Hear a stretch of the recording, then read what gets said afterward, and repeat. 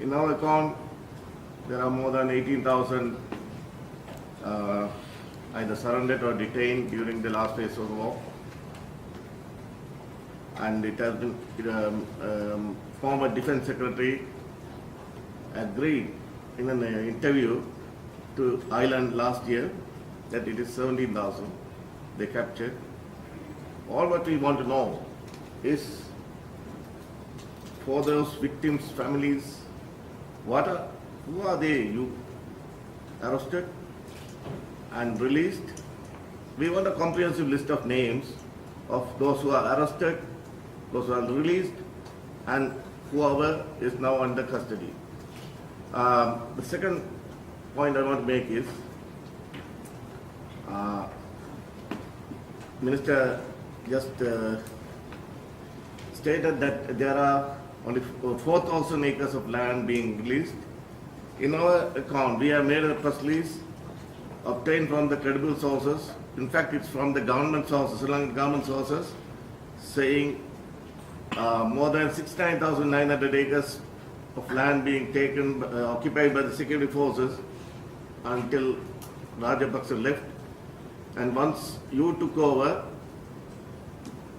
the data we updated on 1st of March is only 2,500 acres have been released, maybe now 4,000.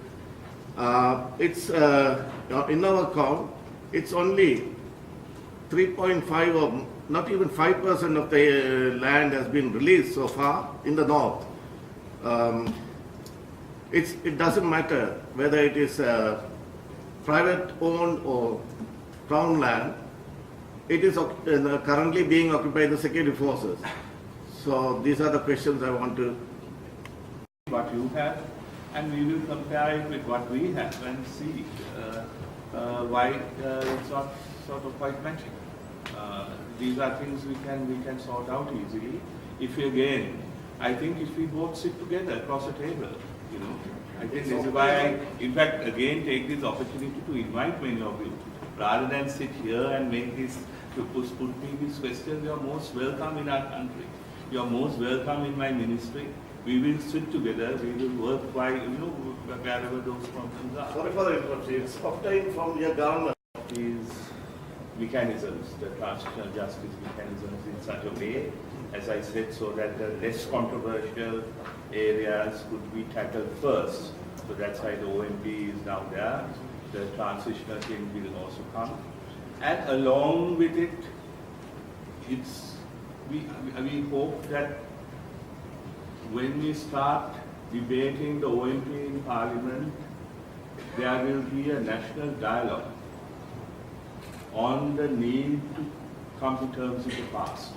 I mean, when we talk, and you being a very kind of experienced, astute politician, you know that it's not as black and white when you actually have to work things out, especially in the sort of background which is Sri Lanka.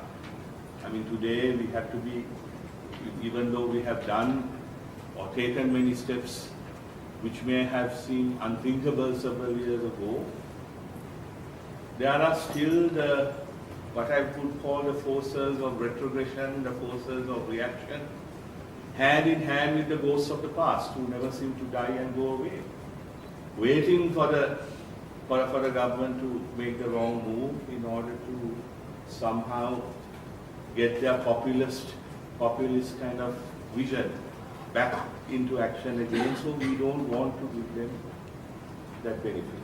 So that is why we are proceeding cautiously and slowly when it comes to the third, and as I would say, the most important part of it.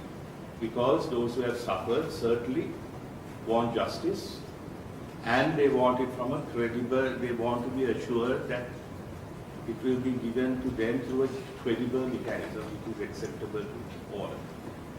So in that context, certainly the Prime Minister, again, I'm not trying to beat about the bush, the President and the Prime Minister both have expressed their views on the question of foreign judges. But at the same time, unlike before, in the kind of government we have, that is not a kind of a final presidential decree. That is why, while saying that, the President and the Prime Minister themselves have allowed the consultation process to go along.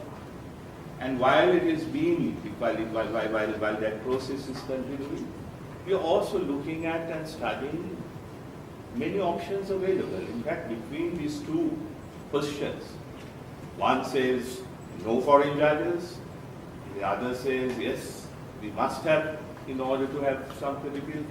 But between these two extremes, there are many options, not many actually, 2 or 3 options, which we feel will still give it the credibility and maybe a position which both sides will be able to accept. So, but we will discuss it. We will discuss it, but I don't really want to comment any more than that for the moment for obvious reasons. Because we really do realize the importance and the need for this.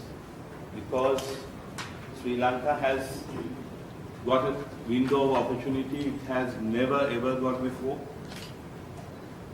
and perhaps we'll never get in our lifetime if we miss yet another chance. And our moderates all over the country, in the north and as well as in the south, their hands have been strengthened, and it is our view also that if Sri Lanka is to ensure that the ugly head of extremism is not to raise its head again, it could be in the south, it could be in the north, we have to actually come to terms with our past and make sure that all the peoples of Sri Lanka can share their future with each other. So we are grappling with it, believe me. So that's why I again say, give us the benefit of the doubt for the moment. We are not, as I said, we didn't come empty-handed, and by next time, things would be much clearer on what the contours of the new Sri Lanka we are proposing is going to be.